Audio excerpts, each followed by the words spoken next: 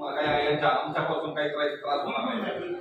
नाही याची मी तुम्हाला काय म्हणतो. परिस्थिती अशी आहे का जो तुम्ही आता 21,250 हे विषय करतोय मंत्रालय पातळी होईल काय झालं उत्पन्नाच्या अटीमध्ये तलाठी आणि सर्कल आहे इतके त्रास देतात ना म्हणजे कोणाला लाभार्थीला आता आम्ही काय सांगितलंय की त्रास द्यायची वेळ येऊ नये आम्ही एक छाननी तक्ता दिलेला आता त्या छाननी तक्त्यामध्ये संबंधित लाभार्थीच्या फक्त तरी माहिती भरायची माहिती भरून त्यांनी आम्हाला सादर करायची. आता दुसरी गोष्ट त्यात त्यांनी कुठेही यांचं 21,000च्या आत उत्पन्न आहे किंवा 21,000च्या वर उत्पन्न आहे ती पण त्यांनी काय नमूद करायचं नाही. फक्त त्यांनी भरायचा व्यक्तिगत ज्या लाभार्थ्यांची किंवा त्या शेतकऱ्यांची माहिती जो आहे तेवढीच त्या छाननी तक्त्यामध्ये भरून त्यांनी सबमिट करायची.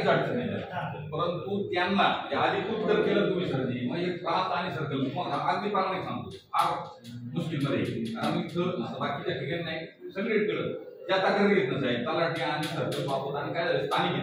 ही मंडळी स्थानिक काय झाल्यामुळे काय झाली कोणत्या तरी पार्टीला हे जॉईन झालं आणि त्याच्यामुळे काय होतं जेव्हा पार्टीचा आहे तो पार्टीचा आम्हाला या पार्टीचं काही घेणं आम्ही एकदम पारदर्शकता बनवतो म्हणजे 100% त्याला हे म्हणायचं साहेबाला साहेब चांगल्या पद्धतीने आपण काम करावा हीच पद्धत आहे आमची म्हणजे चुकीच्या पद्धतीने आम्हाला राजेंद्र पाटील ते सांगितले कसं वाचलं साहेब आणि त्रास होणार नाही काही काळजी करू नका आणि मला त्यांच्यामुळं 100% आपण ऐकतो त्यांनी मला म्हटलं होतं की आपण मोर्चाच्या संदर्भात लाभ साहेब आता कॅन्सल करणं तुम्ही यांना म्हणले वाटतं कॅन्सल मोर्चा आयुक्त पुढं तुम्हाला विचारल्याशिवाय नाही फक्त आम्हाला एकच तुम्हाला विनंती आहे का तुम्ही आमचे म्हणजे तुमच्याकडे मला लगेच त्रास देऊ तुम्ही पाहिले होते 2-4 जण म्हणजे काय होते संजय गांधी जे नाराज योजनेचे तहसीलदार आहे त्यांना कडक सूचना तुमच्या मार्फत दिल्या गेल्या तर तुम्ही त्यांना कारण काय होते तुम्ही अथॉरिटी आहे म्हणजे सगळे मेन आहे त्याच्यामुळं तुमचा वजा कमी करण्यासाठी जर आज लोक येत राहिले तुम्ही जर पाठपुरावा तुम्हाला माझा एक स्वभाव आहे माझा नेहमी दरवाजा उघडा असतो लोकांना येणाऱ्याला मी नाही म्हणत नाही विचारायचं पण काय आम्हाला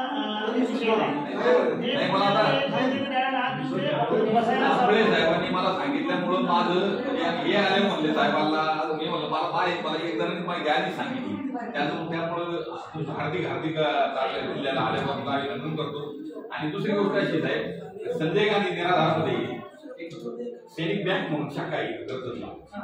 त्या शाखेमध्ये पैसे वर्ग होतो आपल्याकडून त्या गड्यांनी काय केलं मुक्ती झाल्यानंतर ते कळवायला पाहिजे त्यांनी त्या गड्यांनी कळवलं नाही आणि ते पैसे काढून घेतले बँकेने त्याच्याकडून काढून घेतले आता सैनिक बँक मागच्या याच्यावर 2 वर्षापूर्वी 2011 पासून तर 2019 पर्यंत हे मृत्यू झाल्यानंतर ते पैसे यांनी अंगठीने काढले त्याला मॅनेजर होतो त्याला काही त्याचं घेणं नाही अक्षरशः शासनाच्या विल्हेवाट लावून पैसे अंगठीने तिकडे याच्या नावाने आणि काही बोगस खाते उघडले आणि हे खातं चालू आहे समजा याला पैसे द्यायचे नाही माझ्या काशात तक्रारी यायची वेगळाच माणूस आणि खातं मात्र दुसऱ्याचं त्यामुळं त्यांनी मोठ्या प्रमाणात त्याची इन्क्वायरी केलेली पैसे कमवलेले त्या मॅनेजर आता बंद आहे परंतु त्या संदर्भात ते शासनाचे पैसे येतात मी त्याचा पाठपुरावा करतोय ते काही होणार नाही कारण ती शासनाची रक्कम आहे त्यांना आपल्या मार्फत एक पत्र देऊ किती शासनाची मूर्ती किती त्या मूर्तीचे दाखले ही मृत्यू झालेली आणि कधीपासून मृत्यू झालेली आणि कधीपासून वसूल रक्कम अदा केली हे सगळं तुम्ही एकदा चेक करा म्हणजे तुमच्या ऑडिट मार्फत तुमच्याकडे ऑडिट आहे त्याचं कलेक्टरला एक पत्र देऊ आणि ते ऑडिट मार्फत यांनी आपल्या शासनाची किती रक्कम साहेब निबंधकालाच त्यात नियुक्ती करतो ना एक पत्र काढून किती रक्कम हडप केली किती बोगस रक्कम यांनी काढली म्हणजे त्याचा साहेब निबंध एक पत्र द्या आणि त्या पत्राच्या आधारे 19 पासून कधी मृत्यू झाला आणि यांनी 19 मध्ये आम्ही जेव्हा तक्रार केली तर 19 मध्ये लोक मेले ते लोक मध्येच मेले साहेब 15ला मेले 14ला मेले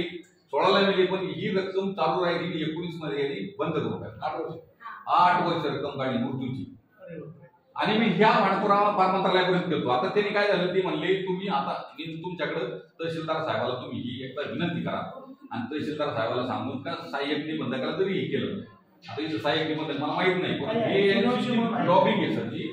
हे काय करतील, त्याला मॅनेज करतील पैसे देऊन. यांचा धंदाच तो होईल. यांनी 2 कोटी रुपये शासनाची, म्हणजे ते तुम्हाला सांगतो, 2 कोटी रुपये जिओ कंपनीने यांना चेक बोगस वाटावले. जिल्हा परिषद अहमदनगर, जिल्हा परिषद सातारा, जिल्हा परिषद बुलढाणा ह्या रकमेचे चेक जिओने दिलेले जिल्हा परिषदला चेक त्यांनी परत वाटावले 2 कोटीचं. 2 कोटी रुपये म्हणजे 2006 पासून ते वेगळेच आहेत. 2 कोटीचा आता माझ्याकडे तक्रार प्राप्त झाली आणि त्याची इन्क्वायरी केली. बरं साहेब, मी इन्क्वायरी म्हणजे एकदम 100% लास्ट पर्यंत करतो. 100% आहे. सैनिक बँक म्हणजे मेन शाखा ती कर्जतला आहे, ते बारनेरला मेन शाखा. परंतु इथं तुमच्याकडे शाखा आहे, कर्जतला शाखा आहे आणि श्रीमंतला यायची. पण यांनी काय केलं, आमच्याकडे नाही एवढं हे, पण इथं तुमच्याकडे सगळी मंडळी एकदम भ्रष्टाचारी 100%. आणि मग त्याच्यामुळे काय झालं, शासनाची रक्कम आहे त्याही संदर्भात तुम्हाला सांगतो. कारण त्यांनी मला काय सांगितलं सचिव साहेब आणि पवार म्हणून मध्ये, तर तुम्ही ही बाब तहसीलदार साहेब त्याने दर्शनात आणला का 2 कोटी रुपये रक्कम शासनाची रक्कम आहे. म्हणजे यांनी जिओ कंपनीने चेक कोणाला दिले, जिल्हा परिषद सातारा, जिल्हा परिषद पुणे, हे सोलापूर 11 चेक तुम्हाला दादाजी पाठवलं.